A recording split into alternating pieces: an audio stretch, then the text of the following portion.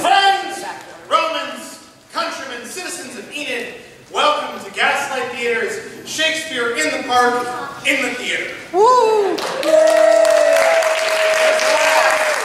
have you all here tonight for our final performance. Thank you for coming out. Now I just have a few small thank yous and acknowledgments to make, and we will get rolling. First, a big thank you to the National Endowment for the Arts and the Oklahoma Arts Council, as well as our chief primary sponsor, Park Avenue Thrift. Now they really do just about everything. They have a hand in everything. They are so generous. So if you haven't been to Park Avenue Thrift, and really, as a citizen of this town, how have you not been to Park Avenue Thrift? Take time, maybe this weekend or coming up, take a look around. They have lots of fun stuff. You can do donations. They truly are good people. Now I have a special announcement for you guys here tonight. You are on the ground floor. You get to hear the first show of our next Gaslight season. It's going to be a Shakespeare show, and it is going to be The Tempest. That will be in September, specifically September 10th, 11th, and 12th. It will be in the park. We're moving it permanently after this season to always be in September. That way we can try and beat the heat, try and beat the rain, and get you guys an outdoor fun experience in the park. So be sure to come out to see that. And hey, if you like what you see tonight and you want to get involved, auditions for this show are going to be July 26th and 27th. That's a Monday and Tuesday, last week in July. Come on out and audition. You don't have to have experience. We love seeing new faces. So, without any further ado, welcome and enjoy tonight's performance of Julius Caesar! Woo! Yay!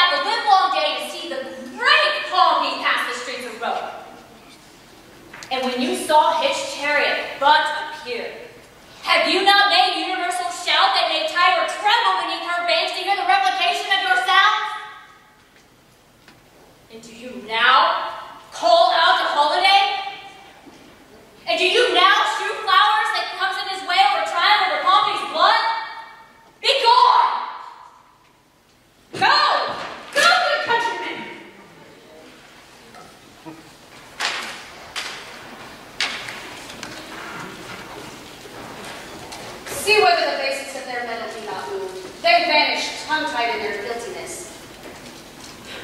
You go this way toward the Capitol. This way will I. Disrobe any images you do find decked with ceremonies.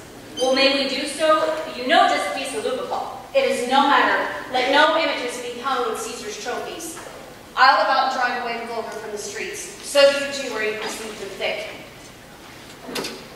These growing feathers plucked from Caesar's wing shall make him fly in ordinary pitch. Who else would soar above the view of men and keep us in servile fearfulness? Caesar! Caesar! Caesar! Caesar! Caesar! Caesar! Caesar! Caesar!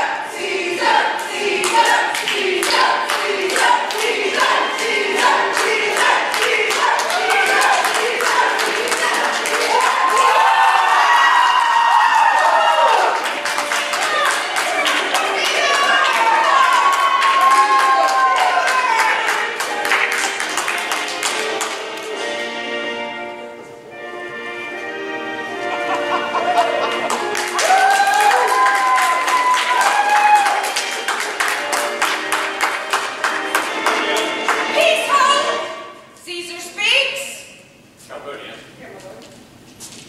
Stand you directly in Antonius's way when he doth run his course.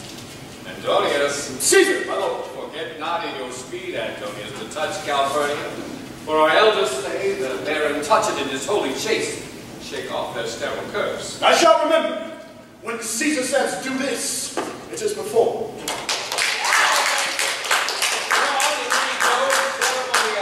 Caesar! Ah, who calls? Peace! Yet again, but every noise be still. Who is it in the press that calls on me? I hear a tongue shriller than all the music cry, Caesar! Speak, Caesar is turned to hear. Beware! The Ides of March! What man is that? Soothsayer bids you beware the Ides of March. Was that him before me? Let me see his face. Fellow, come from the throng, look upon Caesar. Speak once again. What sayest thou to me? Beware! The Ides of March! He is a dreamer. Let us leave him. Pass.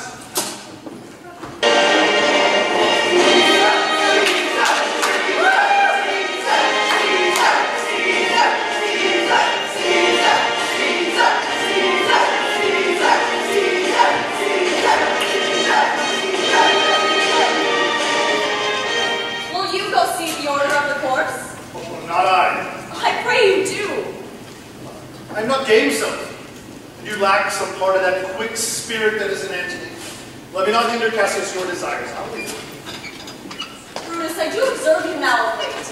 I do not have that gentleness and show of love from your eyes I was wont to have.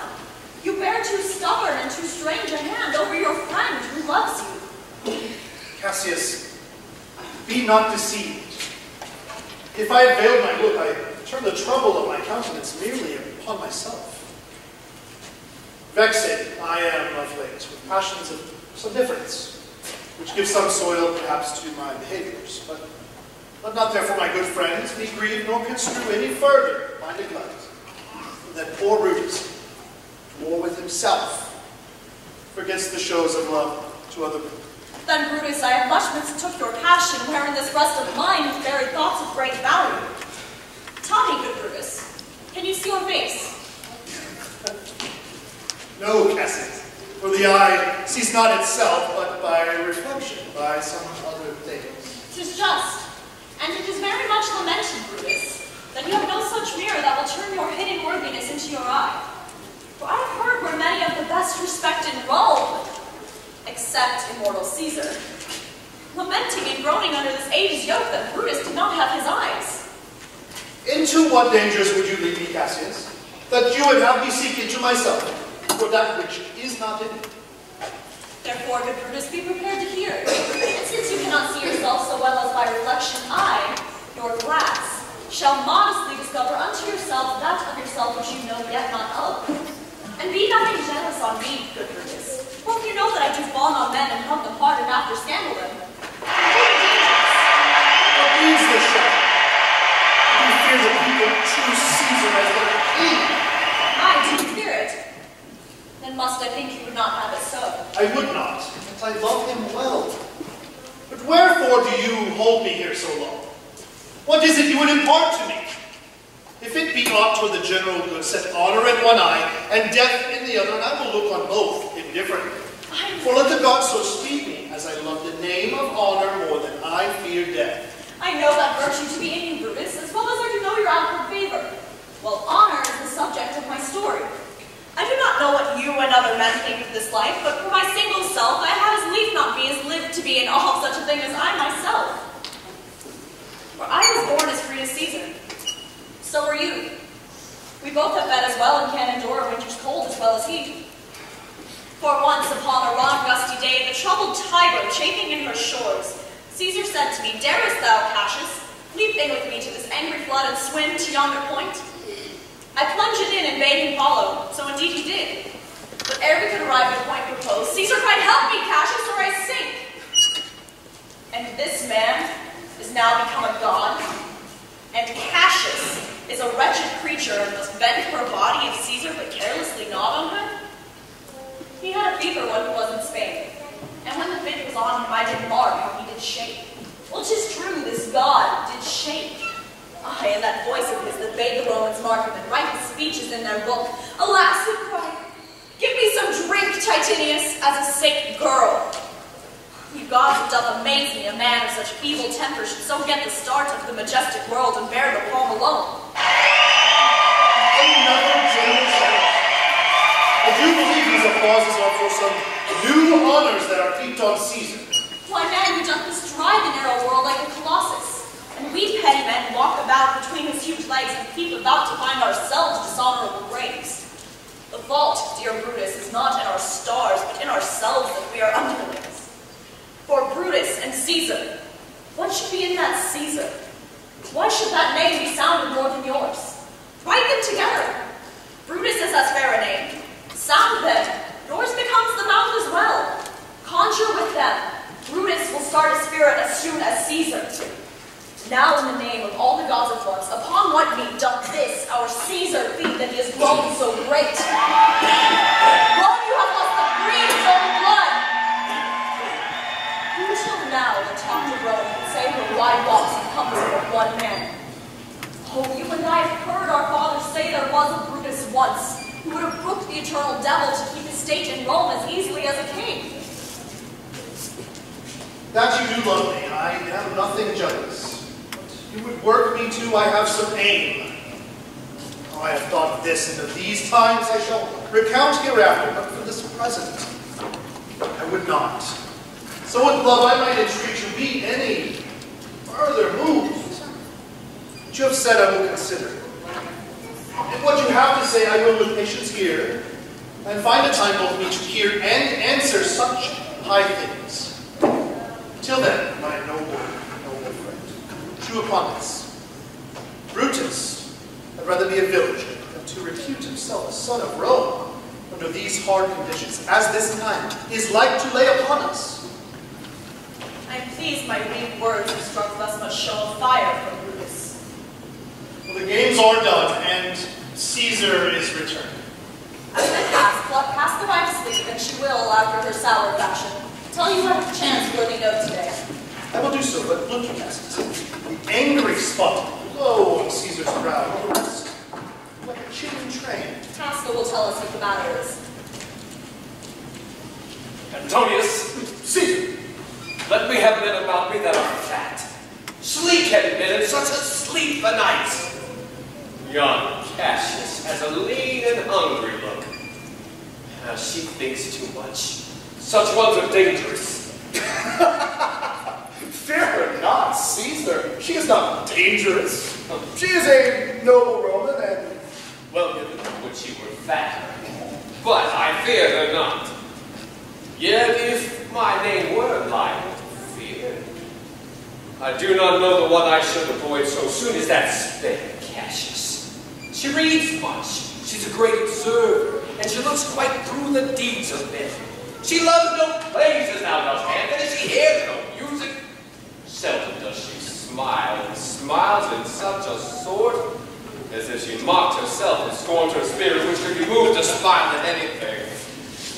Oh, such ones as she are never at heart's ease, whilst they behold a greater than themselves.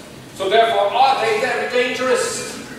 I'd rather tell thee what is to be feared than what I fear, for always I am Caesar. Now, come on my right hand, for this here is death. Tell me truly what thou thinkest of her.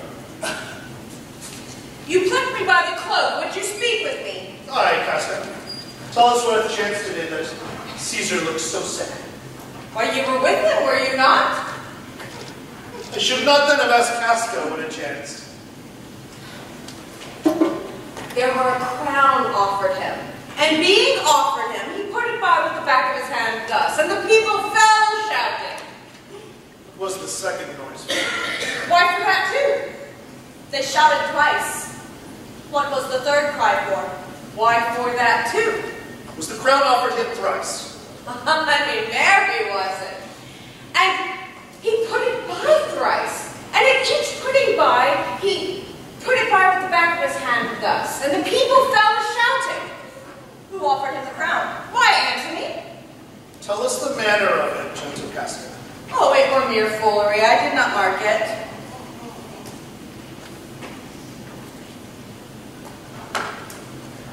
I saw Mark Antony offer him the crown. Yet it was not a crown, it was one of these coronets. Well, and as I told you, he put it by. But for all that, to my thinking, he would fain have had it. Well, he offered it to him again, and he put it by again. He offered it the third time, he put it the third time by, and still as he refused the crown, the rowmen hooted and clapped their chopped hands and threw up their sweaty nightcaps and uttered such a deal of stinking breath that it must have choked Caesar, for he swooned and fell down at it. For mine own part, I durst not laugh for fear of taking in that bad air. But soft, I pray you. What, did Caesar swoon? Oh, he fell down in the marketplace, and foamed at the mouth, and was speechless. It's very like he had the falling sickness. No, Caesar hath it not with you and I and honest Casca. We have the falling sickness. Well, I know not what you mean by that, for I am sure that Caesar fell down. If the Tagrag people did not clap him or hiss him as he pleased or displeased him, as they used to do the players in the theater, I am no true soul. What said he when he came into himself? Mary. When he perceived that the common herd was glad he had refused the crown, he plucked me up his doublet and offered them his throat to cut. And then he fell. When he came to himself again, he said that if he had done or said anything amiss, he begged their worships to blame his infirmity. 2 or 3 witches where I stood cried, "Alas, good soul!" and forgave him with all their hearts. But there is no heed to be taken of them.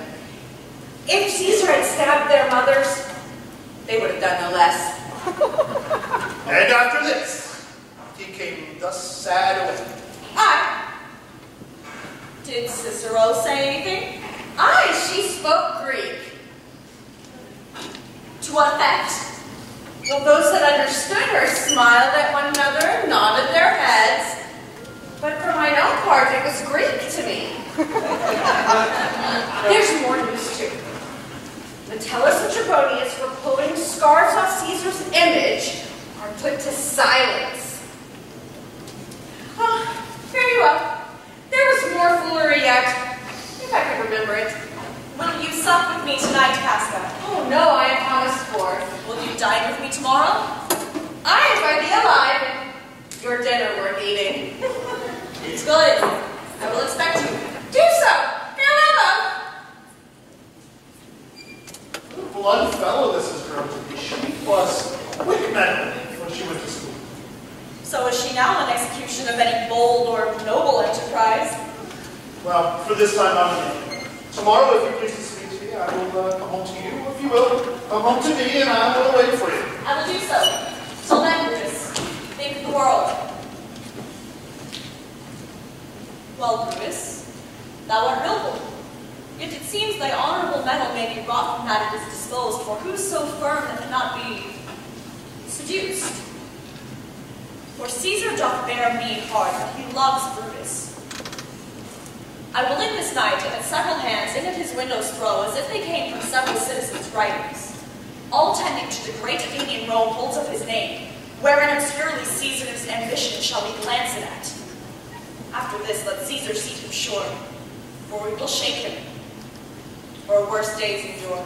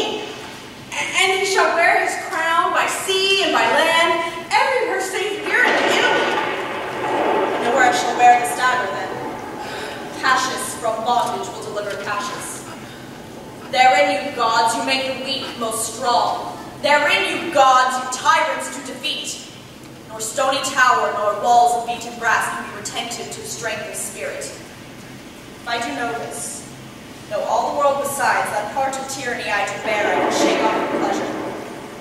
Well, so can I. So every bondman in his own hand bears the power to cancel his captivity. Why should Caesar be a tyrant then? Poor man, I know he would not be a wolf, but that he sees the Romans are but sheep.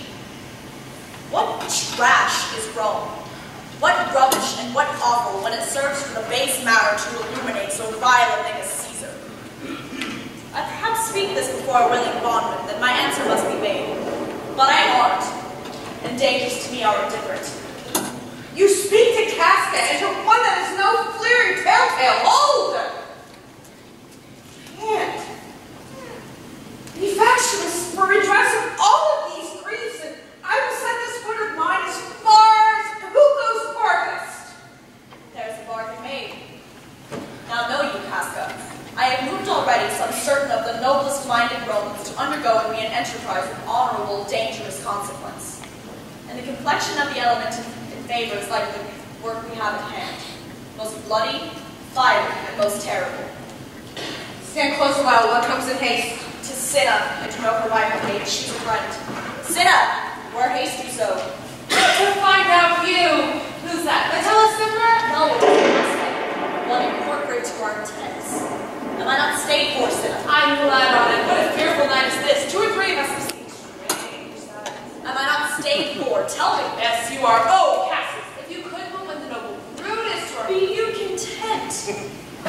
Cinna, if you lay this in the praetor's chair where Brutus may but find it, and throw this in at his window, that done, repair to Pompey's porch where you shall find us. Is Decius and Trebonius there? all but Metellus Zimmer, and he's gone to seek you at your house.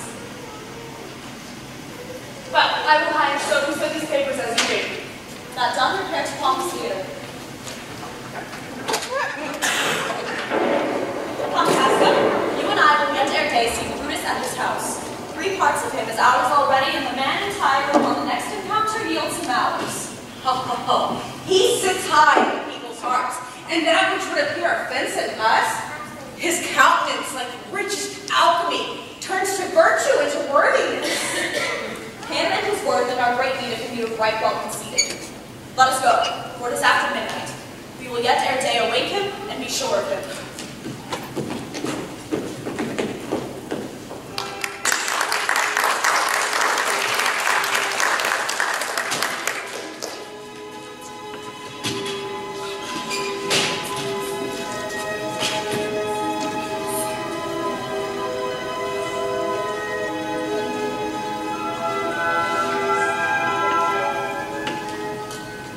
What, Lucius? Oh? I cannot, by the progress of the stars, guess how near today. Lucius, I say. It would have been my fault to sleep so soundly. When, Lucius, when? Awake, I say. What, Lucius? Called you, my lord. Let me a taper in my study, Lucius. When it is lighted, come and call me here. I will, my lord. Must be by his death. For my part, I know no personal cause to spurn at Caesar, but for the general. He would be crowned. How that might change his nature, there's the question. It's the bright day that brings forth the adder and that craves wary walking. Crown him. That and I grant him put a sting in him that at his will he may do danger with. The abuse of greatness is when it disjoins remorse from power. To speak truth of Caesar, I've not known when his affections swayed more than his reason. But 'tis a common proof that lowliness is young ambition's ladder, whereto the climber upward turns his face. And once he attains the utmost round, he then unto the ladder turns his back. Looks in the clouds, scorning the base degrees by which he did ascend. So Caesar may, then lest he may prevent. And since the quarrel will bear no color for the thing he is, fashion it thus, that what he is augmented, with run to these and these extremities. Therefore, think him as a serpent's egg, which hatched would, as his kind, grow mischievous and kill him in the shell. This paper burneth in your closet, sir. Searching the window for a flint, I found this paper. Lying there, and I'm sure I did not put it there when I went to bed. Get you to bed again, it is not day. There is not tomorrow, boy, the Ides of March. I know not, sir. Well, go look in a calendar and bring me word. I will, sir.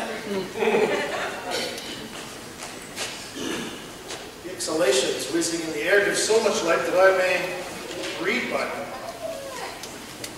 Brutus, thou sleepst, awake and see thyself. Shall roam, etc.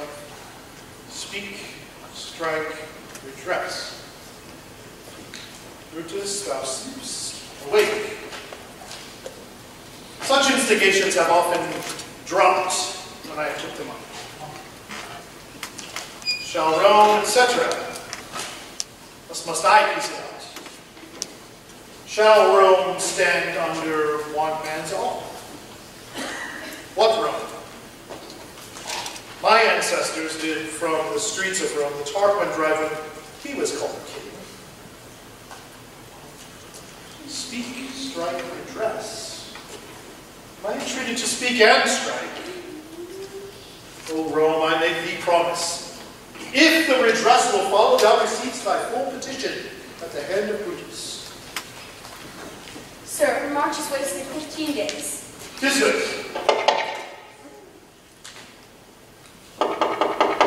Go to the gate, someone knock. Since Cassius first did wet me against Caesar, I have not slept. Between the acting of a dreadful thing and the first motion, all the interim is like a phantasm or a hideous dream. Sir, 'tis your sister Cassius at the door who doth desire to see you. Is she alone? No, sir, there are more with her. Do you know them? No, sir, their hats are collected about their ears and have their faces buried in their clothes. That by no means may I discover them by any mark of favor. Let them in. They are the faction. Oh, conspiracy, shame us not to show thy dangerous brows by night and evils are most free. But then by day, where wilt thou find a cavern dark enough to hide thy monstrous visage? Seek none conspiracy. Hide it in smiles and affability. I believe we are too bold upon your rest. Good morrow, Brutus. Do we trouble you? I've been awake this hour, all night, actually. Know I these that come along with you? Yes, every one of them. And no one here but honors you. And everyone here doth bear that same opinion of you that every noble Roman bears. This Trebonius, this is Decius, this Casca, this Cinna, and this Metellus Cimber. They are all welcome. What watchful cares you impose themselves betwixt your eyes and night? Shall I entreat a word? Here lies Eve. Doth not the day break here? No. Pardon, miss, it doth, and yon gray lines that fret the clouds are messengers of day. You shall both confess that you are deceived, for here lies the east, which is a great way growing on the south, weighing the youthful season. Some 2 months hence, up further towards the north, he first presents his fire, and the high east stands as the capital, directly here. Give me your hands, all of them, one by one.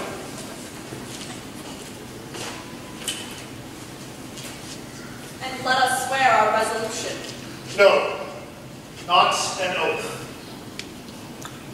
If not the face of men, the sufferings of our souls, the times of use, if these be motives weak, break off the times, and every man heads to his idle bed, so let high-sided tyranny rage on till each man drunk by lottery.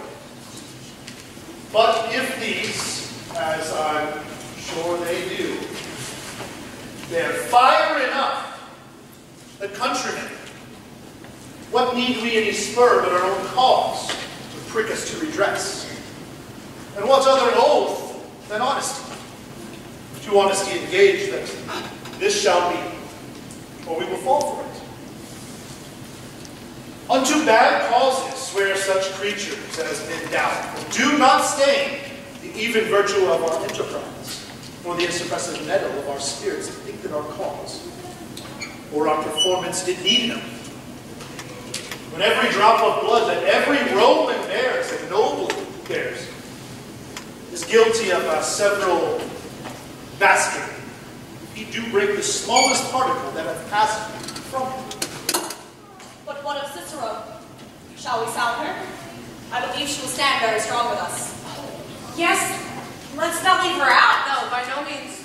Yes, let us have her. Her silver hairs will purchase us a good opinion, And by men's voices to commend our deeds. it shall be said her judgment ruled our hands. Oh, name her not. Let us not bring her, for she will never follow anything that other men begin. Then leave her out. Indeed, she is not fit. Shall no man else be touched, but only Caesar? Decius, well urged. I do not think it meet that Mark Antony, so well beloved of Caesar, should outlive Caesar. We shall find of him a shrewd contriver, which to prevent, let Antony and Caesar fall together. Our course will seem too bloody, Caius Cassius, to cut the head off and then hack at the limbs, like wrath in death and envy afterwards. For Antony is but a limb of Caesar. Let's be sacrificers, but not butchers, Caius. We all stand up against the spirit of Caesar. Yes? And in the spirit of men there is no blood. Oh, that we could come by Caesar's spirit, not dismember Caesar. But alas, Caesar must bleed for it. And, gentle friends, let's kill him whole, but not wrath. Let's carve him as a dish fit for the gods. Not hew him as a carcass fit for hounds. This will make our purpose necessary, but not envious, which so appearing to the common eyes we shall be called perjurers, not murderers. And for Mark Antony, think not of him, for he can do no more than Caesar's arm, and Caesar's head is off. Yet I fear him for the engrafted love he bears to Caesar. Alas, good Cassius, think not of him. For if he loves Caesar, all he can do is to himself take thought and die for Caesar. And that were much he should. He is given to sports, to wildness, and much company. There is no fear in him. Let him not die, for he will live and laugh in this hereafter. It is time to go. But it is doubtful yet whether Caesar will come forth today or no, for he's superstitious grown of late. Maybe these unaccustomed terrors of this night, or the will of his augurs to keep him from the capital today. Never fear that. If he be so resolved, I can oversway him. Because he loves to believe that unicorns may be betrayed by trees, bears by glasses, elephants with holes, lions with toils, and men with flatterers. But when I tell him he hates flatterers, he will say so. Being then most flattered, let me pray, for I can give his humility true vent, and I will bring him to the capital. Nay, we shall all of us be there to fetch him. By the 8th hour, is that the uttermost? Be that the uttermost, then fail not then. Caius Ligarius doth bear Caesar hard, who rated him for speaking well of Pompey. I wonder none of you have thought of him? Now, good will tell us. Go along by him, he loves me well, and I've given him reason. Send him but hither, and I'll fetch him. Morning comes upon us. We will leave you through this. And friends, disperse yourselves. But remember what you have said and bear yourselves true Romans. Good friends, look fresh and merry. But not our looks, but on our purposes, but bear it as our Roman actors do with untired spirits, formal constancy. So, Good morrow to you, everyone.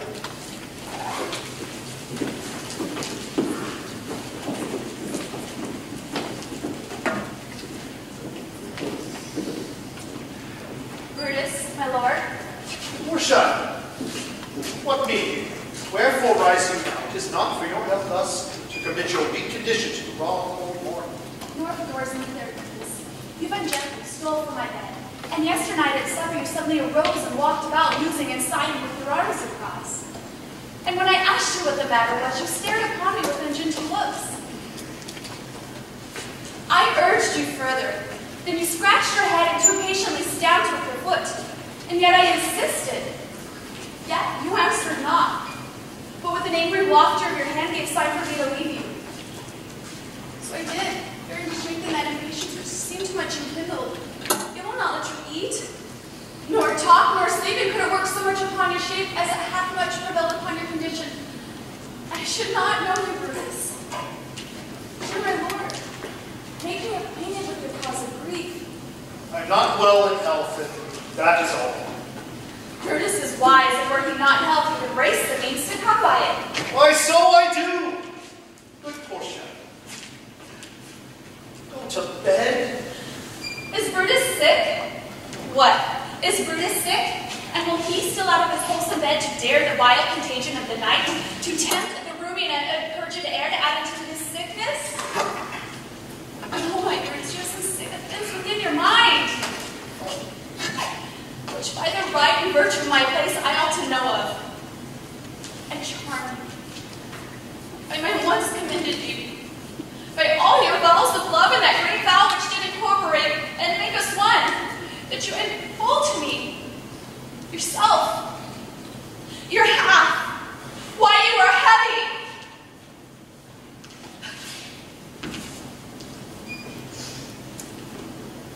And what men tonight have had resort to you, for there have been some 6 or 7 who did hide their faces, even from darkness.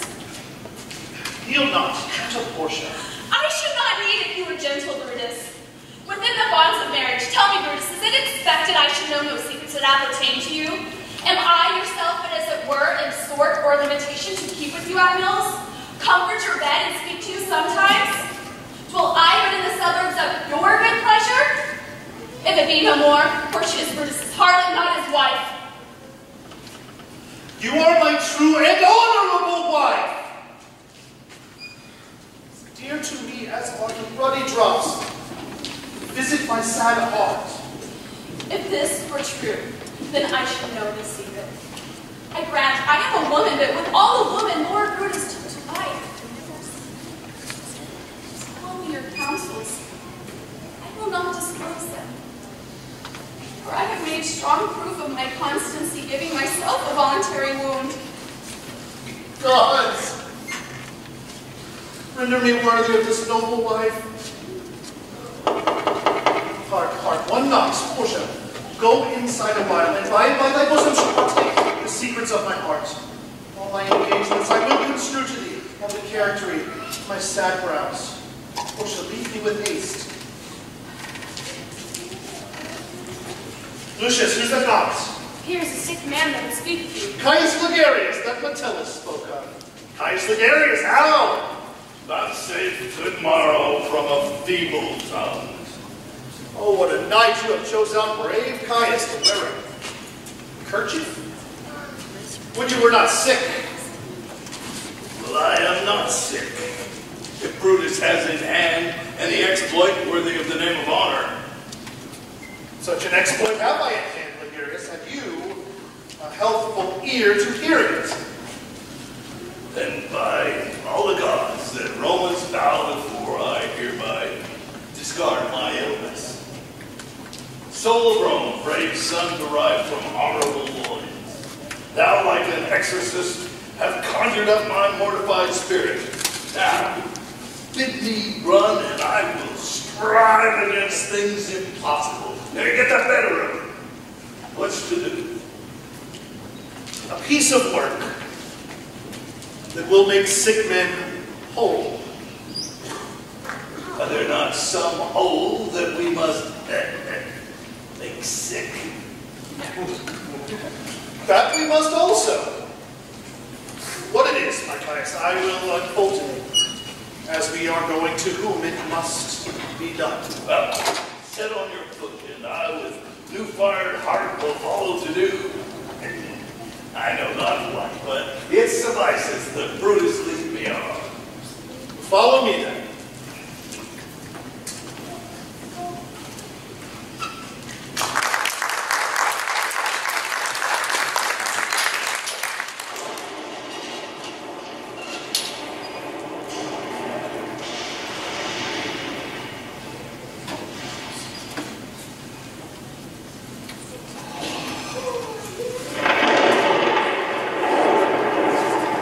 Nor heaven nor earth have been in peace tonight.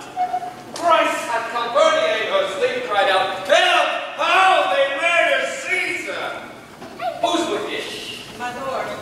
Go bid the priest to present sacrifice and bring me their opinions of success. I will, my lord. Mean you, Caesar, think you to walk forth? You shall not stir out of your house today. Caesar shall forth, for the things that threaten me there will put on my back.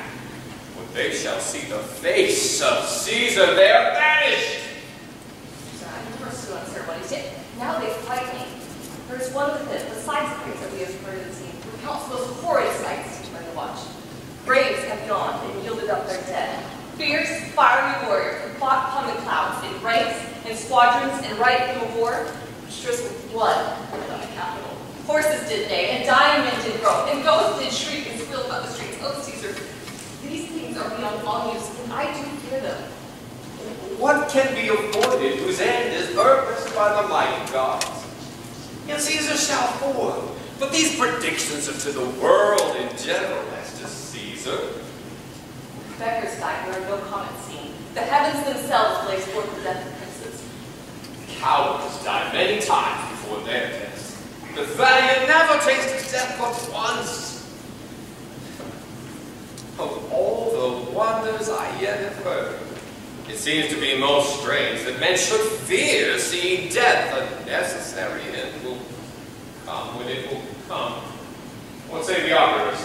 They would not have to stir forth today, plucking the entrails of an offering forth. They did not find a heart within the beast. The gods do this in shame of cowardice. Caesar should be a beast without a heart, and he should stay at home today for fear. No, Caesar shall not.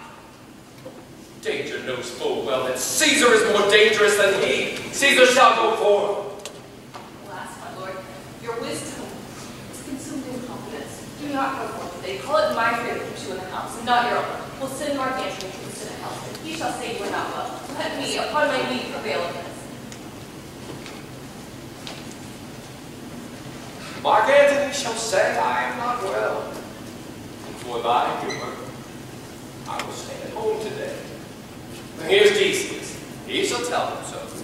Caesar, all hail. Calpurnia, always a pleasure.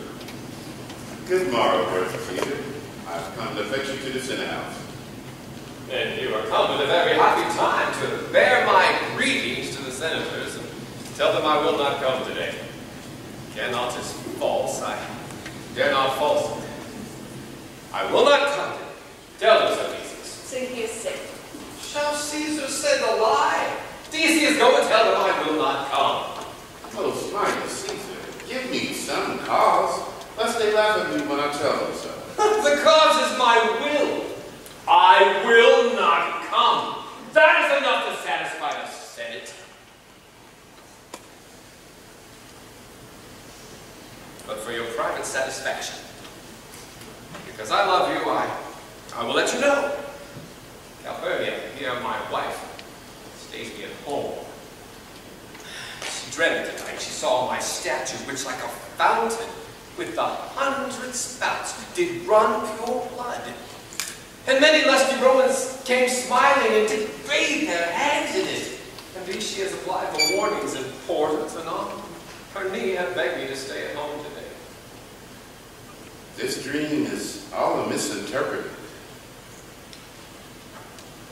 It is a vision, fair and fortunate.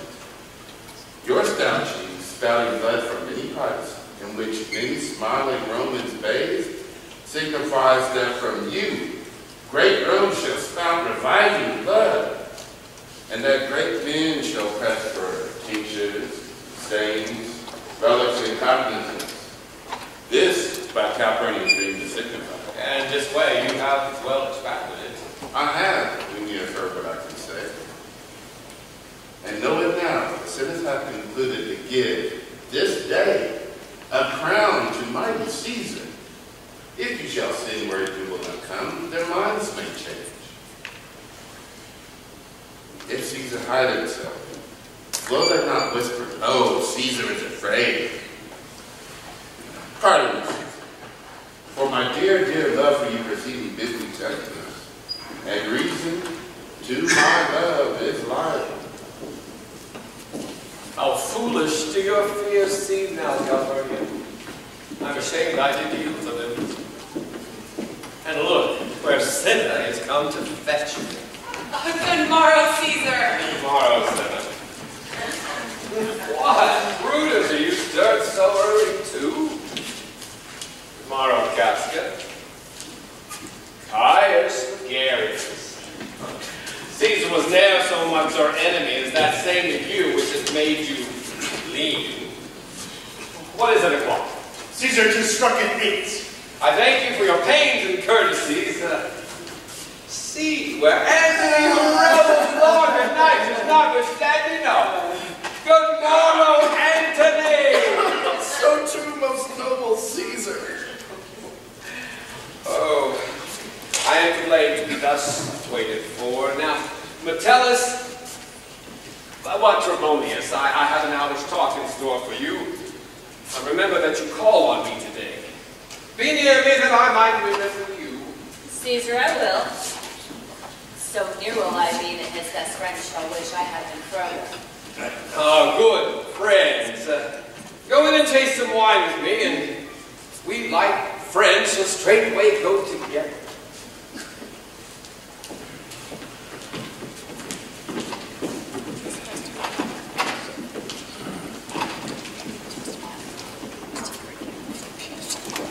I pray you, boy, run to the second house. Stay not to answer me, but get thee gone. Why dost thou stay? To know my errand, thou. I would have had thee here and buried thee ere I can tell thee what thou shouldst do there. On my side, a huge mountain between my heart and tongue.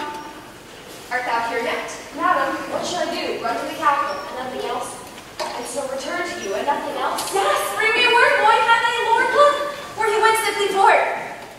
Oh, and take note what Caesar doth, and what suitors press him. Hark, wait, what is this? I hear nothing, madam. Pray thee, listen well. For I heard a bustling rumor like a fray. And the wind reeks at the capital? Sooth, madam, I hear nothing. Come here, there, fellow, which way hast thou been? At my lord house, good lady. What is 2 o'clock?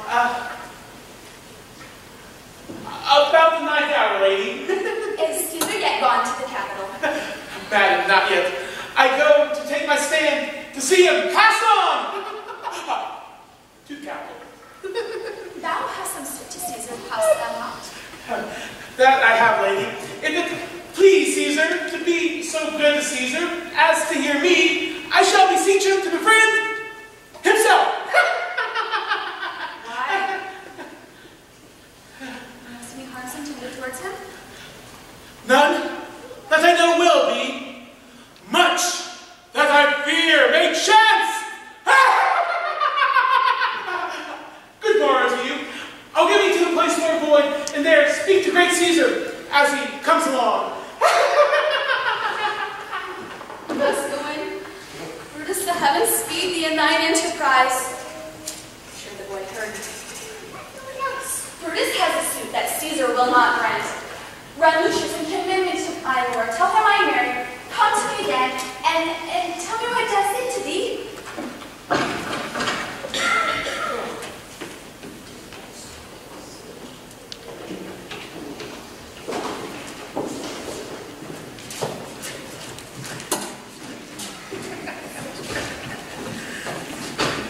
The Ides of March are come. I, Caesar, are not gone.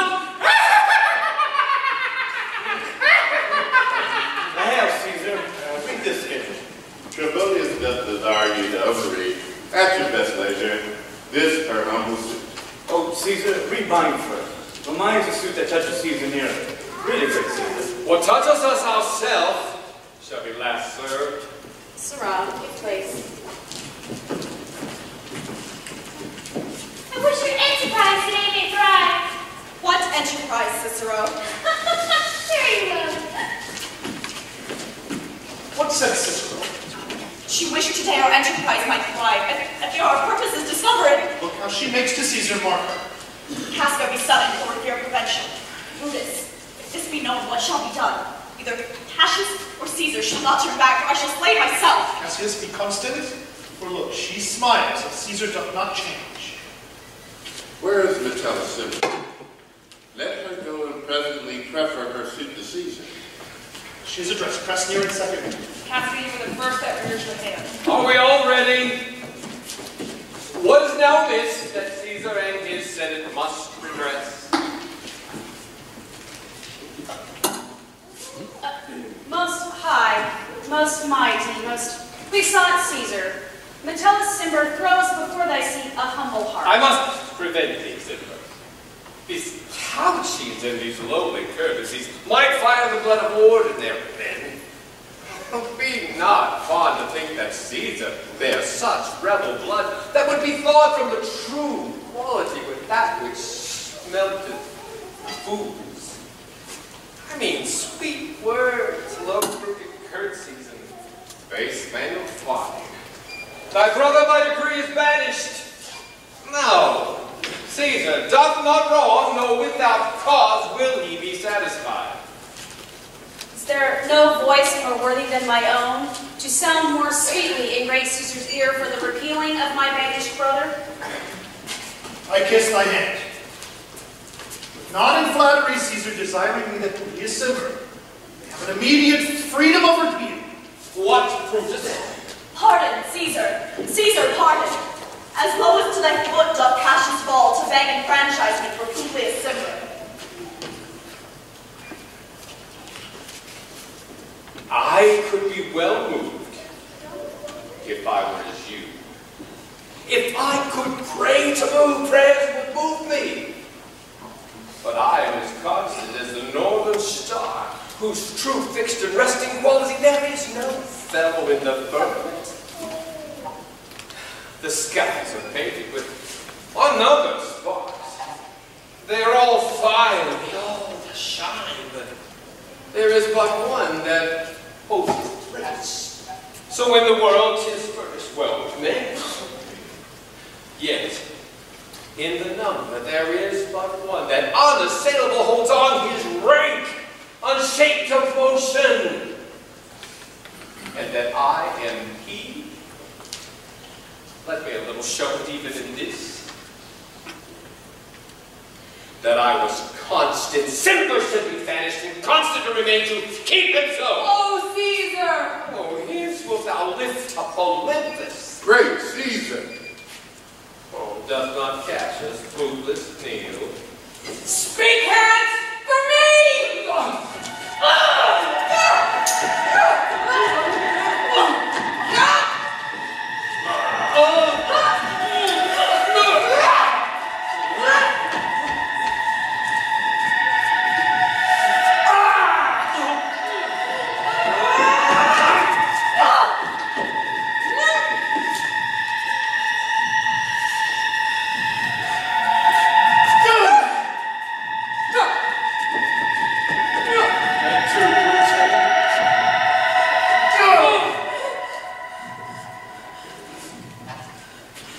Then fall, Caesar.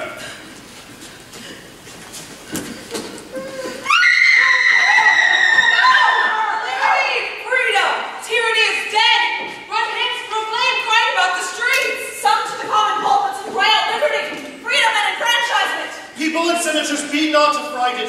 Fly not, stand still. Ambition's debt is paid. Go to the pulpit, Brutus! And Cassius too. Stand fast together, lest some friend of Caesar... Talk notwithstanding. Countrymen, be of good cheer.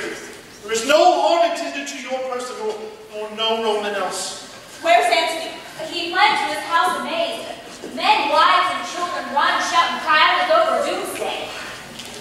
Stoop, Romans, stoop. Let us bathe our hands in Caesar's blood to the elbows.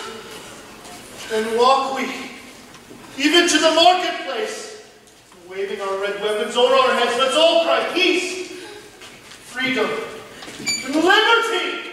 Stoop then and watch. How many ages hence shall this our lofty scene be acted over in countries yet unborn and accents yet unknown? Many times shall Caesar bleed in sport. But now on Pompey's basis lies alone, no worthier than the dust. So oft that shall be. So often shall the not of us be called the men who gave their country liberty. What? Shouting forth? I ever men away. Brutus shall be, and we will grace his heels with the noblest and best hearts of Rome. But here comes Antony. Welcome, Mark Antony.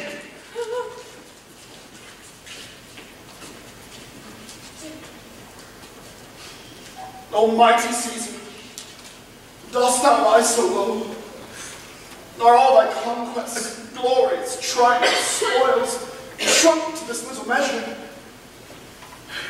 Fare thee well. I know not, gentlemen, what you intend. Who else must be let blood? Who else is rank? If I myself, there is no hour so fit as Caesar's death hour, nor no instrument of half that worth as those your swords made rich with the most noble blood of all this world.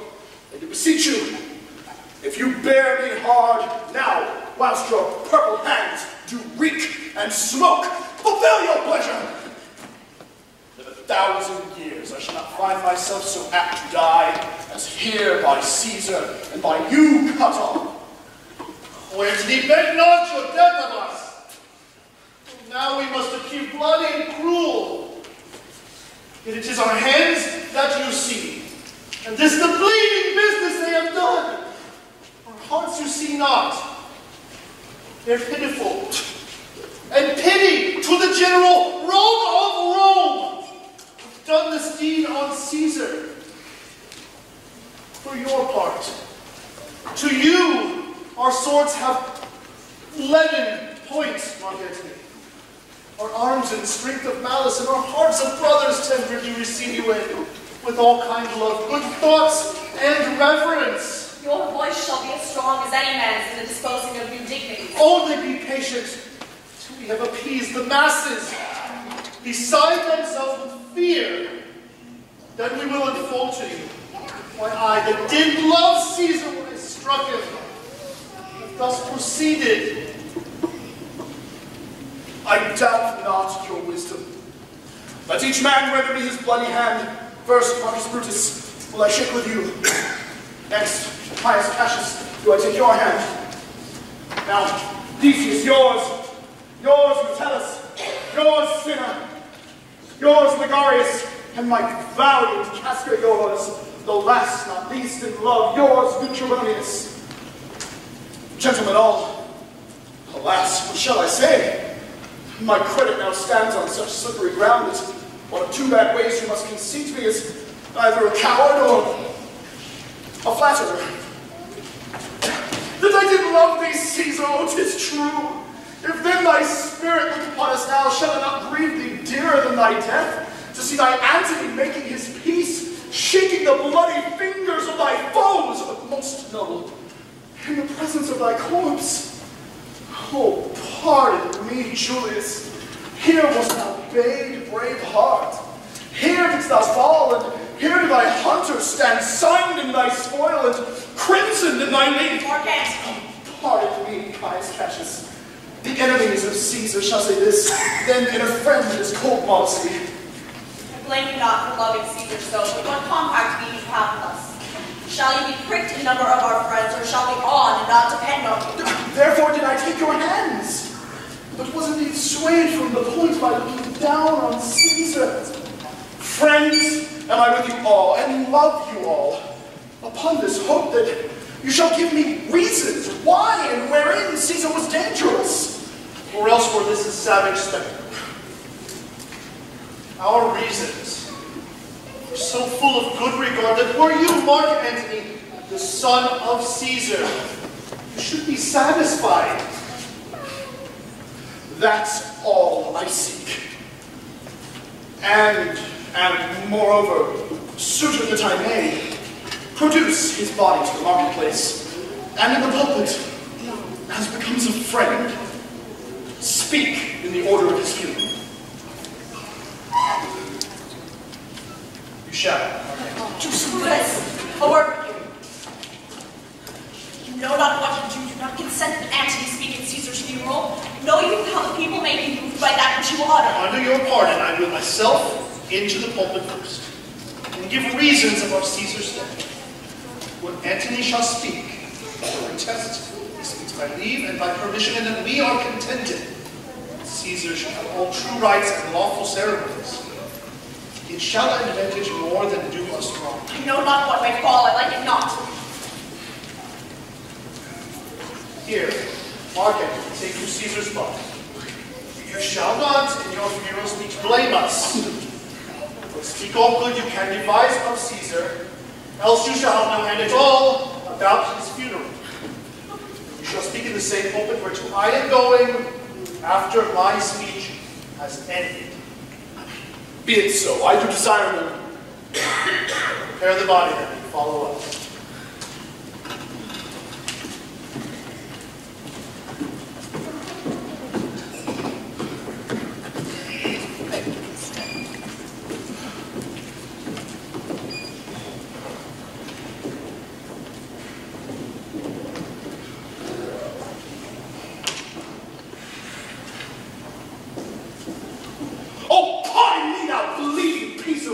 That I am meek and gentle with these butchers. Thou art the ruins of the noblest man that ever lived in the tide of times. Woe to the hand that shed this costly blood. Over thy wounds now do I prophesy, which like dumb mouths to ope their ruby lips, to beg the voice and utterance of my tongue. A curse shall light upon the limbs of men. Domestic fury and fierce civil strife shall come over all the parts of Italy. Blood and destruction shall be so in use, and objects so familiar that mothers shall but smile, as they behold their infants quartered at the hands of war. All pity choked custom of fell deeds. And Caesar's spirit, ranging for revenge, shall in these confines with a monarch's voice cry havoc, and then slip the dogs of war. And this foul deed shall smell above the earth, with carrion men groaning for burial.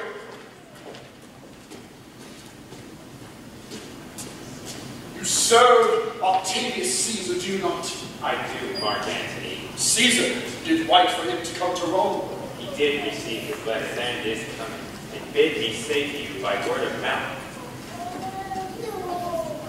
Caesar, thy heart is big. Get thee apart and weep. Passion I see is catching from mine eyes, seeing those beads of sorrow stand in thine to begin to water. Is thy master coming? He lies tonight within 7 leagues of Rome. Post back with speed, and tell him what hath chanced. Here is a morning room, a dangerous room. No room of safety for Octavius. Yet.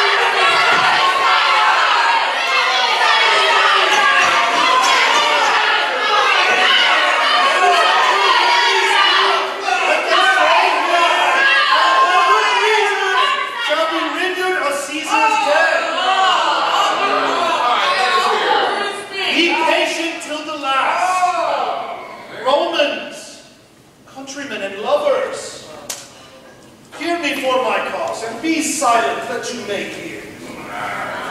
Believe me, for mine honor, and have respect to mine honor, that you may believe. Censure me in your wisdom, and awake your senses that you may the better judge. If there be any in this assembly, any dear friend of Caesar's, to him I say that Brutus' love to Caesar was no less than his. If then not offended why Brutus rose against Caesar, here is my answer. Not that I loved Caesar less, but that I love Rome more. Had you rather Caesar were living and died all slaves, than that Caesar were dead to live as freemen? As Caesar loved me, I weep for him. As he was fortunate, I rejoice at it. As he was valiant, I honor him. But as he was ambitious, I slew him. There's tears for his love, joy for his fortune, honor for his valor, and death for his ambition. Who is here so base that would be a bondman? No. Can he speak for him have I offended? No. Who is here so rude that would not be a Roman? Can he speak for him have I offended? Who is here so vile that will not love his country? If any speak for him, have I offended? I pause for a reply. No! Then none have I offended. I have done no more to Caesar than you shall do to Brutus. His glory not extenuated, wherein he was worthy, nor his offenses enforced, for which he suffered death. And here comes his body, mourned by Mark Antony. Though he had no hand in his death, shall receive the benefit of his dying, a place in the commonwealth, as which of you shall not? So with this I depart. But as I slew my best lover for the good of Rome, I have the same dagger for myself, when it shall please my country to meet my death.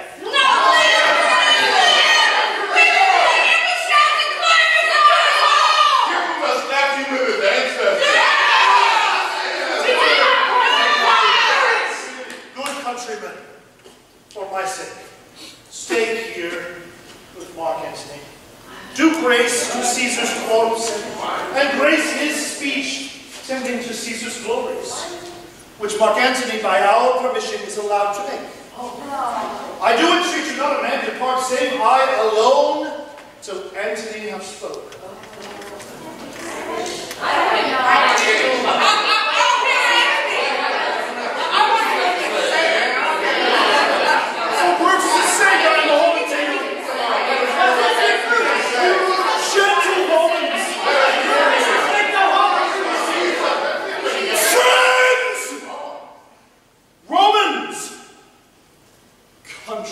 Lend me your ears.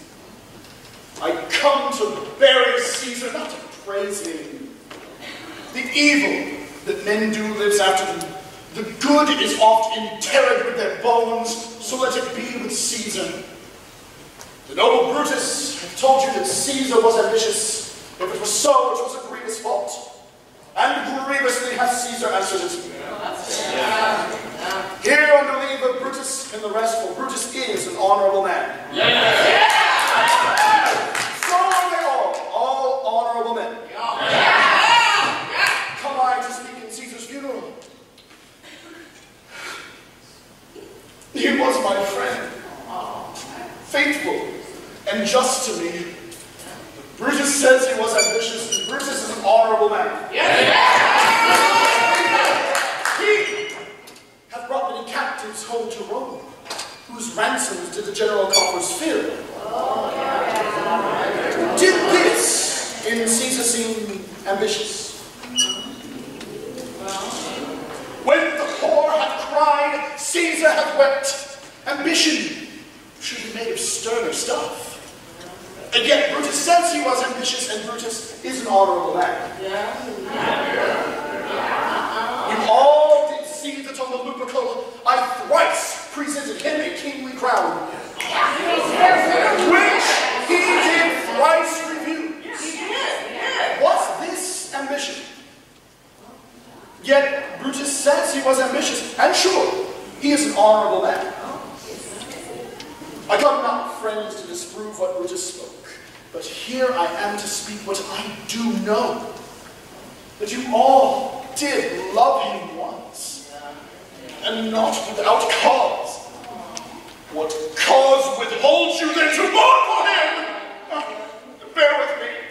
My heart is in the coffin there with Caesar, and I must pause till it come back to me. Methinks there's much reason in his sayings. But thou consider rightly of the matter.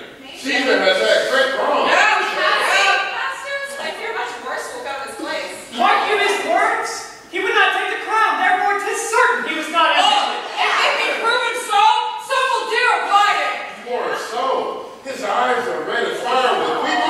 There's not an open man in Rome than Antony. Now mark him, he begins again to speak. But yesterday, the word of Caesar might have stood against the world. Now lies he there, with none so poor to do him reverence. Oh, masters, if I were disposed to stir your hearts and minds to mutiny and rage, I should do Brutus wrong, and Cassius wrong, who you all know are honorable men.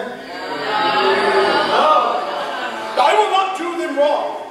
I would rather to wrong the dead, to wrong myself and you, than I would wrong such honorable men. But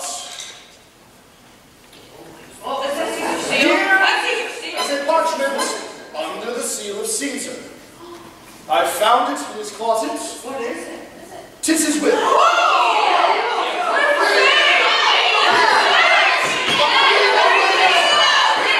This testament, let but the comments hear this testament, which, pardon me, I do not mean to read.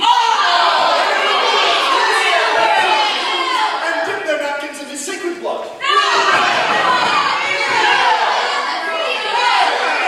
Patient, gentle friends, I must not read it. It is not meet you know how Caesar loved you. You are not wood. You are not stones. But men. And be men hearing the will of Caesar, it will inflame you and make you mad.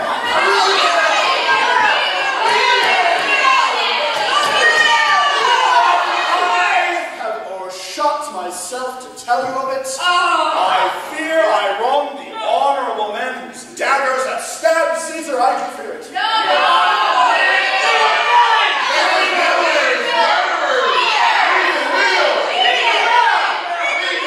Will you compel me then to read the will? I just said, and you give me leave.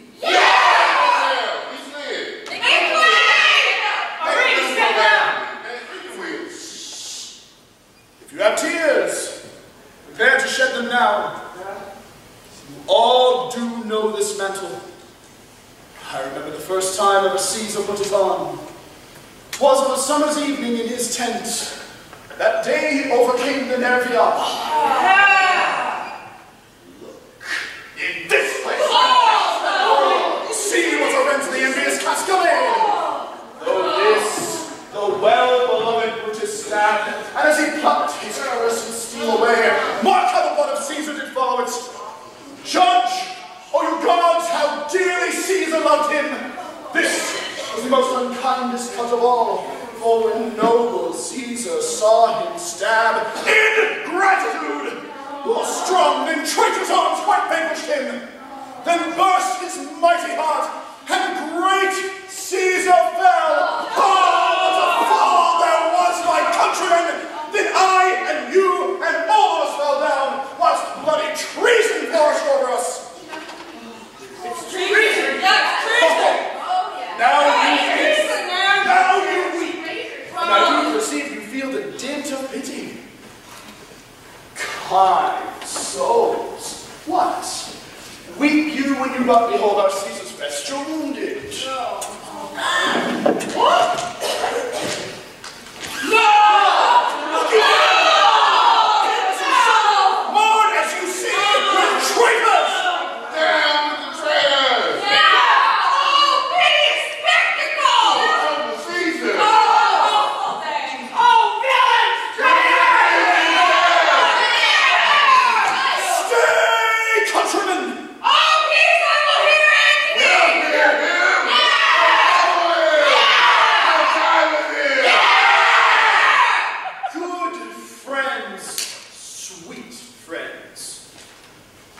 not stir you up to such a sudden flood of mutiny? Oh, mutiny! Yeah! They that have done this deed are honorable. As private griefs they have, alas, I know not that they can do it. I come not, friends, to steal away your hearts. I am no orator as Brutus is. But,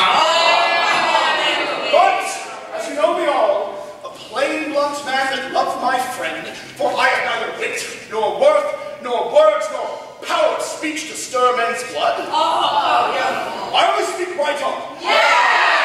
Tell you that which you yourselves do know. Show you sweet Caesar's wounds, and bid them speak for me. But, were I Brutus, and Brutus Antony, there were an Antony that would ruffle up your spirits and turn the stones of Rome to rise and mutiny!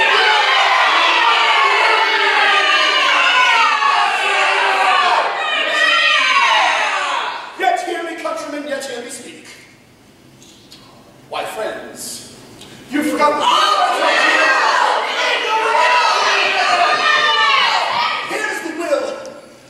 and under Caesar's seal, to every Roman citizen he gives, to every several man, 75 drachmas.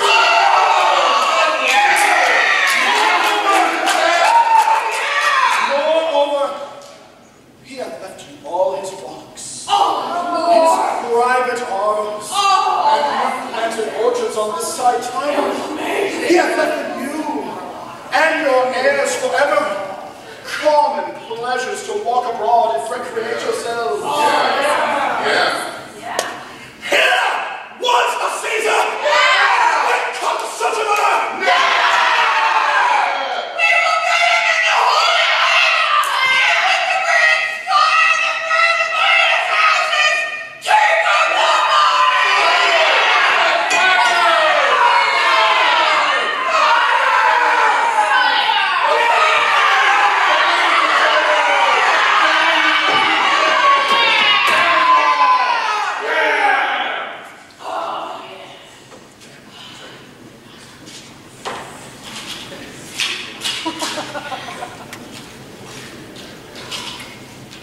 Now let us work. Mischief, thou art afoot. Take thou what course thou wilt. How now, fellow? Sir, Octavius has already come to Rome. Where is he? He and Lepidus are at Caesar's house. And thither will I straight to visit them. He comes upon a wish. Fortune is merry, and in this mood will give us anything. I heard him say Brutus and Cassius are rid like madmen through the gates of Rome. Belike they had some notice of the people, and how I had moved them. Bring me to Octavius.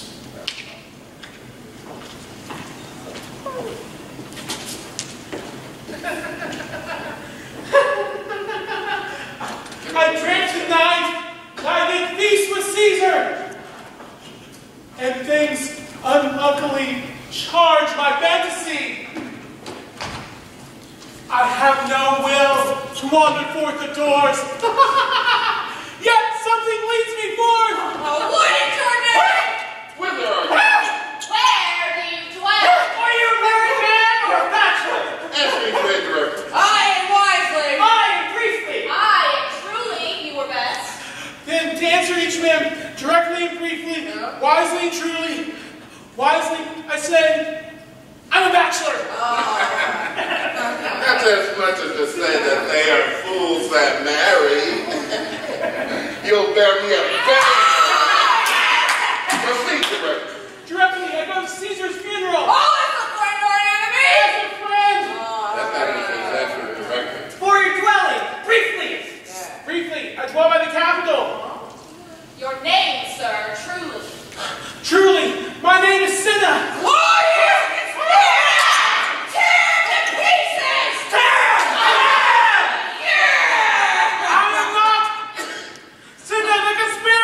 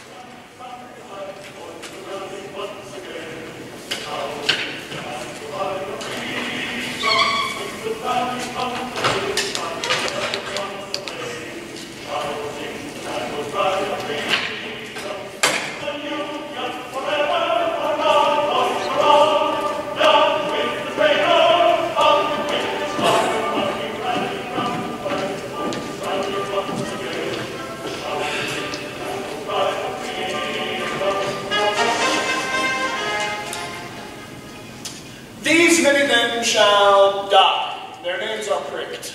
Your brother too must die. Consent you, Lepidus? I do consent. Prick him down, Antony. Upon condition Publius shall not live, who is,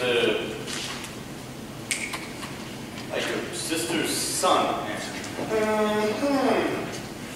He shall not live. Look, with a spot I damn him. But Lepidus, go into Caesar's house and fetch the will hither, and we shall determine how to cut off some charge of legacies.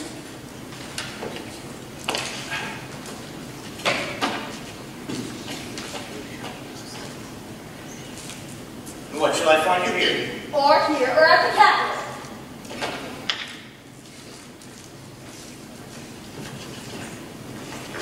This is a slight, unmeritable man, meet to be sent on errands. Is it fit the threefold world divided, he should stand one of the three to share it? So you thought him, and took his voice, which should be pricked to die in our black sentence and prescription. Octavius, I've seen more days than you. And though we lay these honors upon this man to ease ourselves of diverse slanderous loads, he shall but bear them as the ass bears gold. Having taken our treasure where we will, then take me down his load and turn him off to shake his ears. You may do your will, but he is a tried and valiant soldier. So is my horse, Octavius. And for that do I put in store of provender. It is a creature that I teach to fight, his corporal motion governed by my spirit. And in some cases, Lepidus would so. Do not talk of him as property. And now, Octavius, listen great things. Brutus and Cassius are levying powers. We must straight make head. Therefore, let our alliance be combined, our best friends made, our means stretched, and let us presently go sit in council how covert matters may be best disclosed, and open perils, surest answer. Let us do so. For we are at the stake, and bayed about with many enemies, and those that smile have in their hearts, I fear, millions of mischiefs.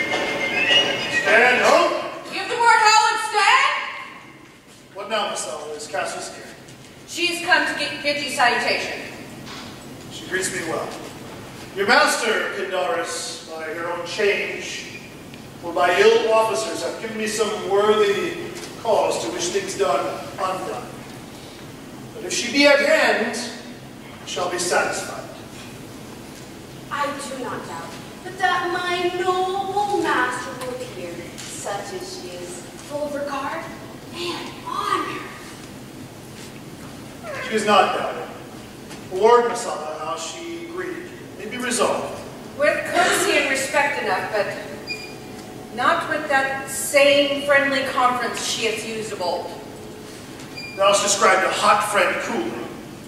Love begins to sicken and decay and uses then enforces him. Comes her army up. Oh, they mean this night in Sardis to be quartered. The greater part, the horse in general, will come with Cassius. Hark, she is arrived. March gently on. Stand, ho! Speak the word alone. Stand! Stand. Most noble brother, you've done me wrong. Judge me, you gods. Wrong I mine enemies? And if not, how should I wrong a sister? Brutus, the sober form of yours hides wrong. Cassius, be content. I do know you well, so you can breathe softly. Before the eyes of both our armies here, which should perceive nothing but love from us. Let us not wrangle. Bid them move away, that in my tent, Cassius enlarge your griefs, and I will give you audience. Pindarus, bid our commanders lead their charges a little from this ground. Messala, do you the like. Let no man come to our tent. till we have finished our conference. That you have wronged me doth appear in this. You have condemned and noted Lucius Pella for taking bribes here of the Sardians, wherein my letters, playing on his side because I knew the man was slided off. You wrong yourself to write in such a case. It is not meet in times such as this that every knight's offense should bear his comment.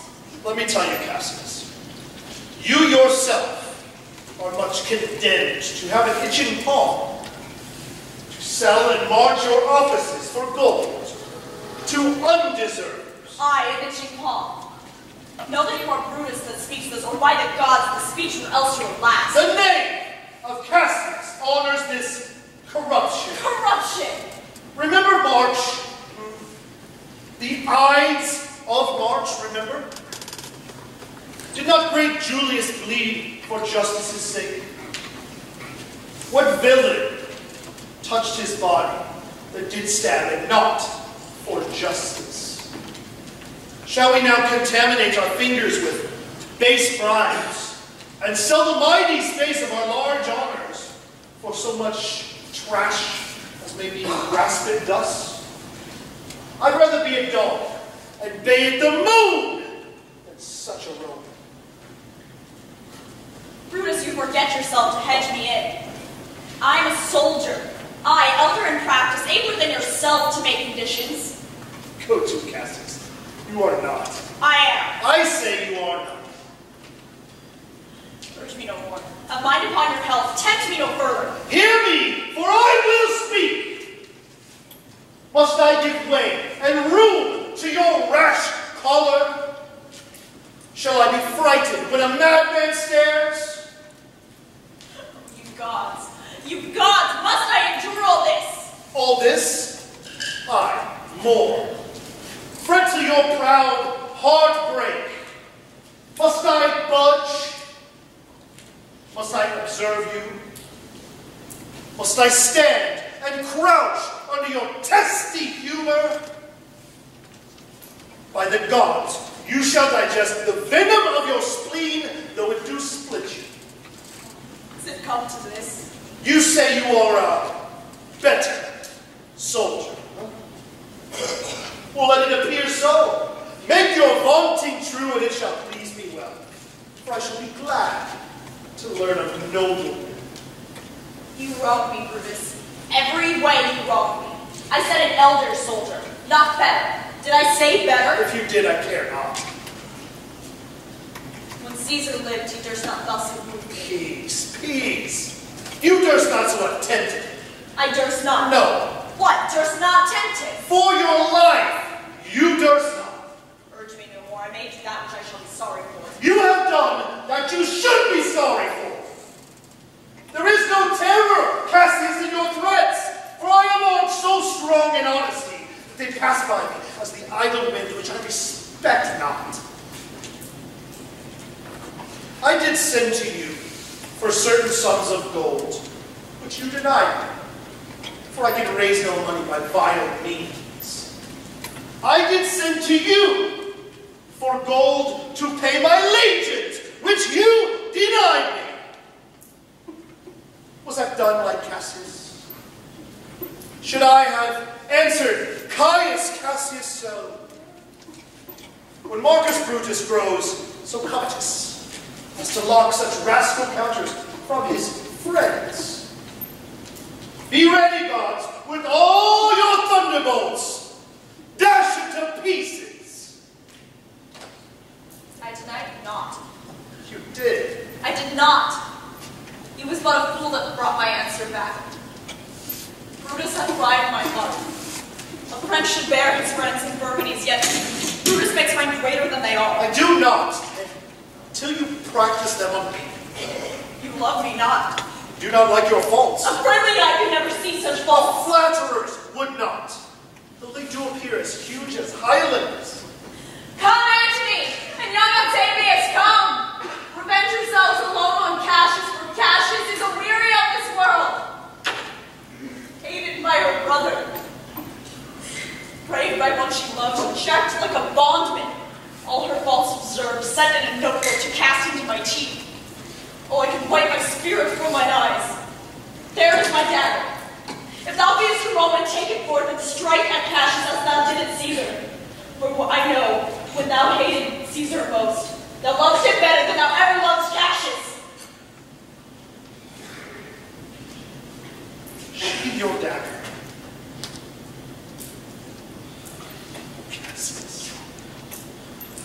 You are yoked with a lamb that carries anger as the flint bears fire. Too much enforce it shows a hasty spark, and straight is cold again. Hath Cassius lived to be but mirth and laughter to her Brutus when grief and blood ill-tempered vexeth her? When I said that, I was ill-tempered too. Do you confess so much? Give me your hand. My heart. Oh, Brutus. What's the matter?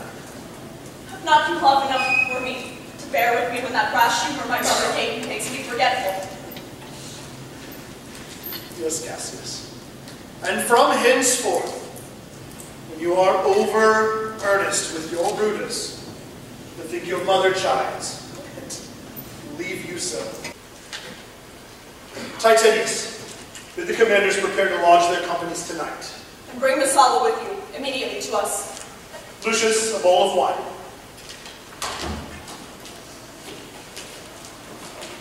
I did not think you could have been so angry. Oh, Cassius, I am sick of many griefs. Your philosophy you make no use if you give place to accidental evils. No man bears sorrow better. Portia is dead. Huh? Portia? She is dead. How escaped I feeling when I crossed you so? Oh, insupportable and touching loss, upon what sickness? Impatient of my absence, grieved that young Octavius with Mark Antony have made themselves so strong, for with her death that tidings came. With this she felt distract, and her attendants absent, swallowed fire. And died so. Even so. Oh, you immortal gods! No more, I pray you. Lucius, a bowl of wine.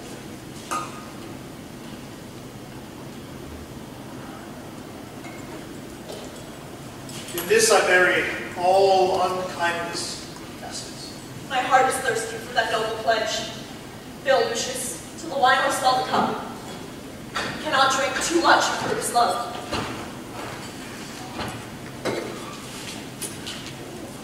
Come in, yourself. Good Titanius. Now, since we close about this taper, call in question our necessities. Portia, art thou gone? Speak no more of her. Messala, I have here received letters that young Octavius and Mark Antony come down upon us with a mighty power, bending their expedition toward Philippi. I have letters of the self-same tenor. With what addition? That by order of prescription and bills of outlawry, Octavius, Antony, and Lepidus have put to death 100 senators, Cicero being one. Cicero what?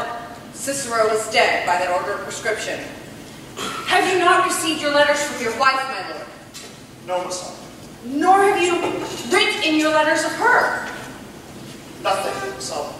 Then bear it like a Roman the truth I tell, for certain she is dead in thy strange manner. My farewell, Portia. We must die, Messala. Meditating that she must die once. The patience to endure it now. Great men, great losses shall endure. Half as much of this in art as you, and yet my nature cannot bear it so. Well, to our work alive, what think you of marching to Philippi presently? I do not think it good. Your reasons? This it is. To better the enemy seek us. So shall he waste his deeds, weary his soldiers, doing himself offense, whilst we lying still are full of rest, defense, and nimbleness. Good reasons. Must of force give place to better. The people twixt Philippi and this ground, who stand but in a forced affection, for they have grudged us contribution. The enemy, marching along by them, shall make a fuller number of them. Come on refreshed, new added, and encouraged, from which advantage we shall cut it off. If at Philippi we face him there, these people at our backs. Hear me, good brother. Under your pardon, you must know besides that we have tried the utmost of our friends. Our legions are brimful, our cause is right. The enemy increasing every day. We at the height are ready to decline. There is a tide in the affairs of men which, taken at the flood, leads on to fortune. On such a full sea are we now afloat, and we must take the current when it serves or lose our ventures. Then with your will go on. We'll along ourselves to Philippi. Well, night is crept upon our talk, and nature must obey necessity. There is no more to say. No more. Tomorrow we shall rise and hence. Farewell, Muslim. Good night, gentlemen. Noble Cassius. Good night, and good repose. 'Twas an ill beginning of the night. Never let such division come between our souls. Let it not, Brutus. Good night, my lord. Good night, good sister. Good night, Brutus. Farewell, everyone. Lucius, my guy. Where's thy instrument? Here, in the tent. But thou speakest drowsily. Poor knave, I blame thee not. Thou art overwatched. Call Claudius and some of my other men on, sleep on cushions in my tent. Farewell, Claudius. Calls, my lord? I pray you, sirs, lie down in my tent and sleep, and maybe I shall raise you by and by on business to my sister Cassius. So please you. We will stand by and watch your pleasure. I will not have it so. Lie down, good sirs. It may be I shall otherwise bethink me.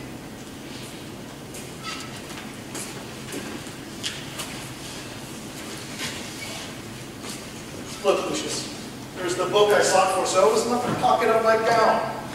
I'm sure your lordship did not put it there. Bear with me, good boy, I am much forgetful. Canst thou hold up thy heavy eyes a while and touch thy instrument a strain or two? Aye, my lord. It is pleased you. It does, my boy. I trouble thee too much, but thou art willing. It is my duty, sir. I should not urge thy duty past thy minds. I know young bloods look for a time of rest.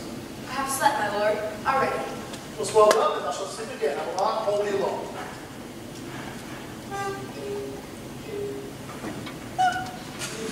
This is a sleepy tune. Oh, murderous slumber, layest thou thy leaden mace upon my boy that plays thee music? Poor knave. I will not do thee so much wrong as to wake thee. Good boy, good night. Now, let me see. It's not the taper burning, or I can read this.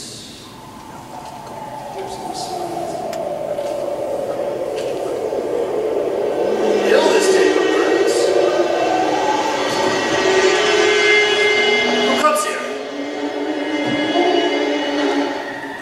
Art thou anything? Art thou a god, or an angel, or a devil that makes my blood cold and my hair to stare? Answer me what thou art! Thy evil spirit, Brutus. Why comest thou? Tell thee thou wilt see me in Philippi. I shall see thee victor. Aye. At Philippi.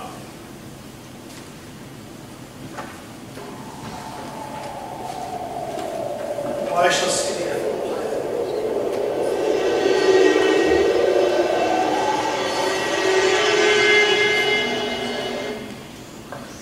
Lucius, borrow Claudius, sirs, awake. My lord? Didst thou see anything? Nothing, my lord. Sirrah, Claudius. My lord? I saw you anything? No, my lord. I saw nothing. Nor I either, my lord. Go away. And bid me to my sister Cassius. Bid her set on her powers no times before, and we will follow. Shall we?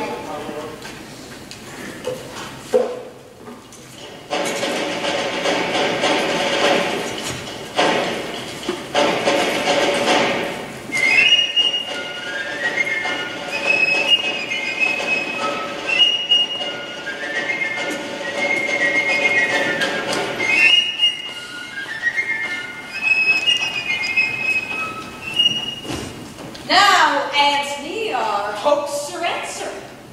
You said the enemy would not come down, but keep the hills and upper regions. It proves not so. Their battles are ahead. They mean to warn us at Philippi here, answering before we do give anything. Tut.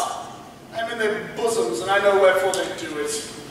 They could be content to visit other places, coming down with fearful bravery, thinking by this space to fasten in our thoughts that they have courage, but 'tis not so. Prepare you, generals. The enemy comes on in gallant show. The bloody sign of battle is hung out. Something to be done about it immediately. Octavius, lead your battle softly upon the left hand of the even field. Upon the right hand, I keep back the left. Why do you cross me in this exigent? I do not cross you, but I will do so! Look, they stand without parley. Stand fast, Titinius. We must out and talk. Mark Antony, shall we try to battle? No, Caesar. We will answer on their charge. Make forth! The generals will have some words. Stir not until the signal. Words before blows, is it so, countrymen? Not that we love words better, as you do. Good words are better than bad strokes, Octavius. Oh, in your bad strokes, Brutus, you give good words. Witness the hole you made in Caesar's mind. Mark Antony, the posture of your blows are yet unknown. As for your words, they rob the bees and leave them honeyless. Not stingless, too. Oh, yes, and soundless, too. For you have stolen their buzzing, Antony, and very wisely threat before you sting. Villains! You did not so when your vile daggers hacked one another in the sides of Caesar. You showed your teeth like apes and fawned like hounds, whilst damned Casca, like a cur, behind struck Caesar on the neck. Oh, you flatterers. Come, cause. If arguing made us sweat, the proof that returns to rudder drops. Look! I draw a sword against conspirators. When think you the sword goes up again? Never! Till Caesar's 33 wounds be well avenged, or till another Caesar have that slaughtered sword of traitors.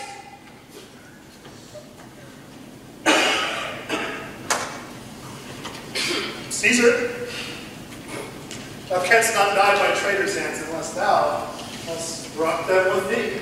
A peevish schoolboy joined with a master and a reveler. Old Cassius still. Come, Antony, Lemonius, away! Defy these traitors, hurl me in your teeth! If you dare fight today, come to the field! If not, when you have the stomachs!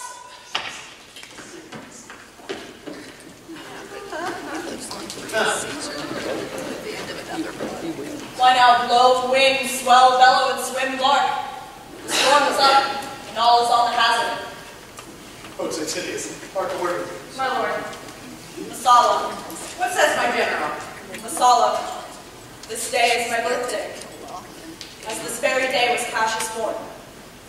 Be thou my witness that upon one battle am I prepared to set all our liberties. Coming from Sardis on our former ensign, 2 mighty eagles fell. And there they perched, gorging and feeding from our soldiers' hands, who to Philippi here consorted us. This morning they are fled away and gone, and in their stead do ravens, crows, and kites fly over our heads and downward look on us as we were sickly prey. Their shadow seems a canopy most fatal, under which our army lies ready to give up the ghost. Believe not so. I but believe it partly, for I am resolved to meet all perils very constantly. Most noble Brutus, if we do lose this battle, then shall this be the last time we will speak together. What are you then determined to do? Even by the rule of that philosophy, for which I did blame Cato for the death which he gave himself, arming myself with patience, to stay the providence of some higher powers that govern us below. You are contented then to be led in triumph through the streets of Rome? No, Cassius, no. Think not, thou noble Roman, that ever Brutus would go bound to Rome. He bears too great a mind. But this same day must end. That work the Ides of March begun. Whether we shall see each other again, I know not. Therefore our everlasting farewell take, forever and forever. Farewell, Cassius. We shall see each other again, and we shall smile. If not, well, then this parting was well made. Forever and forever farewell, Brutus. If we meet again, we shall smile indeed. Why then needle? Or that a man might know the end of this day's business ere it come. But it sufficeth that the day will end, and then the end is known. Ride, Messala, ride. Give these bills unto the legions on the other side. Let them set on at once. For I perceive but cold demeanor in Octavius's wing, and sudden push gives us the overthrow. Ride, ride, Messala, ride. Let them all come down.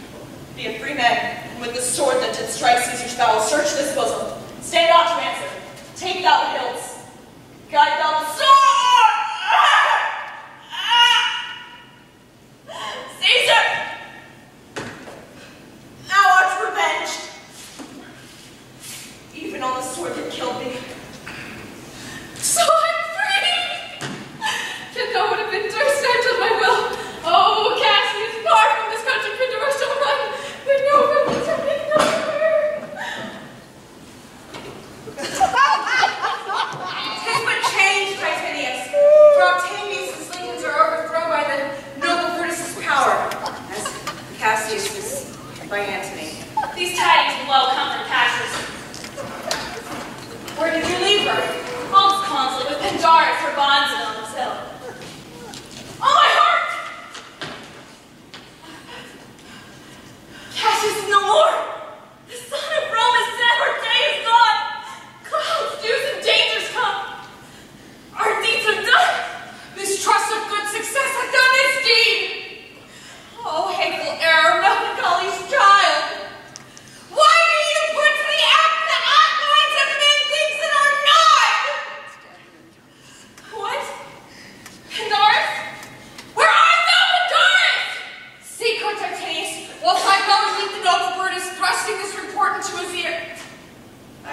thrusting it, for piercing and darts envenomed, shall be as welcome to the ears of Brutus tidings of this sight.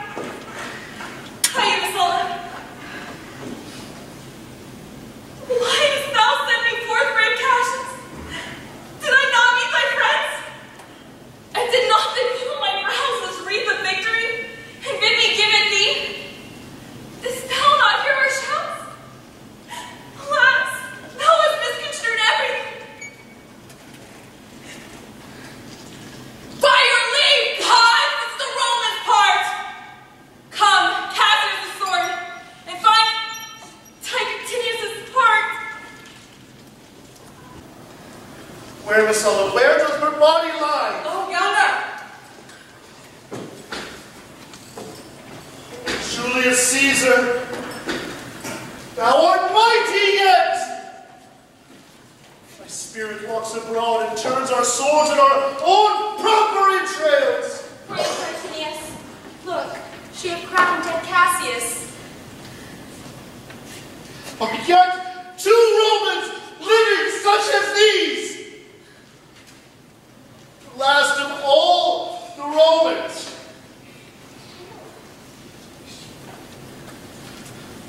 Fare thee well. It is impossible that ever Rome should breed thy fellow.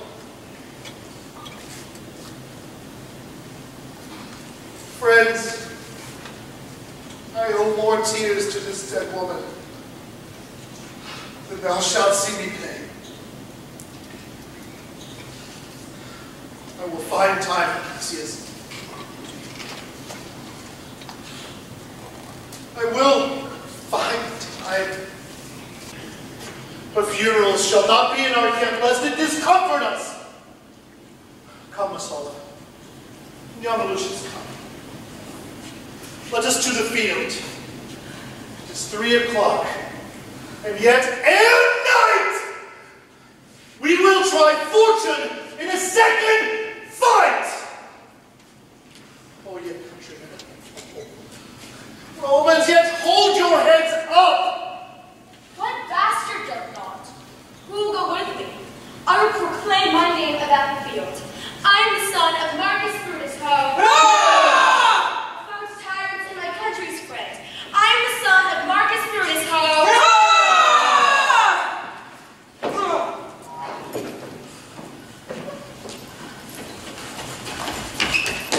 Yield without dying. I only yield to die. There is so much here that would kill me straight. Kill Lord Brutus and be honored in his death. We must not. A noble prisoner. Room ho! Telling us to be Brutus is tame. I'll tell the news. Here comes the general. Brutus is tame. Brutus is tame, my lord. Where is he? Safe, Antony. Brutus is safe enough. Brutus shall never be taken by an enemy. The gods will spare him so great a shame. If he be found, alive or dead, he will be found like Brutus. Look at himself! This is not Brutus, friend. But I assure you a prize no less in worth. Keep this woman safe, give her all kindness. I would rather have such one my friends than enemies. Go on, find Brutus where he be, alive or dead. No! And send word up to Octavius' tent how everything is chanced. No!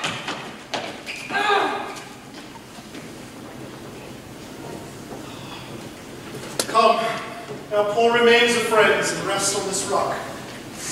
Messala showed the torchlight, but my lord, she cannot back. She is or tame or slain. Sit me down, Lord. Slaying is the word. 'Tis a deed in fashion. Hark thee, Lord. What? I, my lord? No, not for all the world. Peace then. No words. I'll rather kill myself. What ill request did Brutus make of thee? To kill him, Claudius. Look, he meditates. Young Lucius, come hither. What says, my lord? Why this? The ghost of Caesar hath appeared to me. 2 several times by night. Sardis once, and this last night here at Philippi Fields. I know my hour has come. Not so, my lord. Nay, I'm sure it is.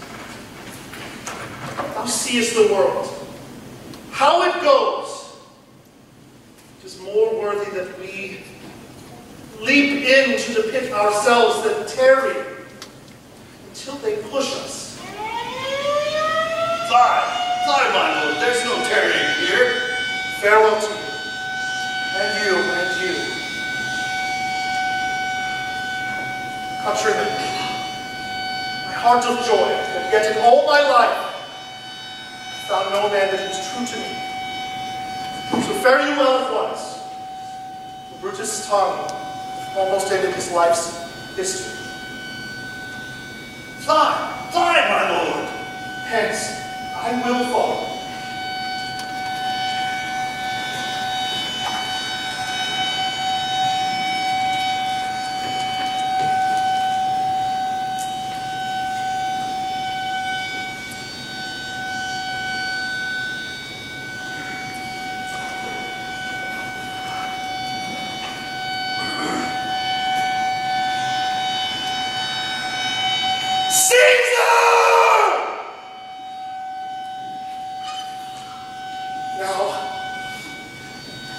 Be still!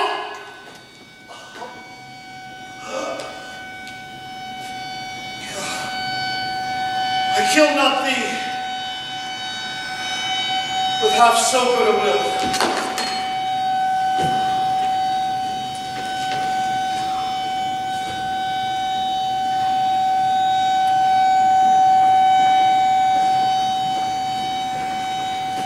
What boy is that? It's my master's boy. Lucius, where is thy master? No! Pray from the bondage you're in, Sulla. Conquerors can make fire of him. For Brutus only overcame himself. No man can honor by his death. So Brutus shall be found. I thank thee, Lord Brutus, for proving my saying true. All that serve, Brutus, I will entertain them. This was the noblest Roman of them all. All the conspirators save only he did that they did in envy of great Caesar. He, only in a general honest thought and common good to all, made one of them.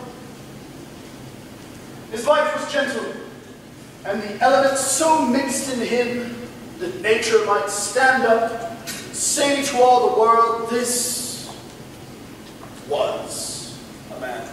According to his virtue, let us use him, with all respects and rites of burial. Within my tent his bones tonight shall lie, most like a soldier, ordered honorably. So call the field to rest and let's away, to part the glories of this happy day.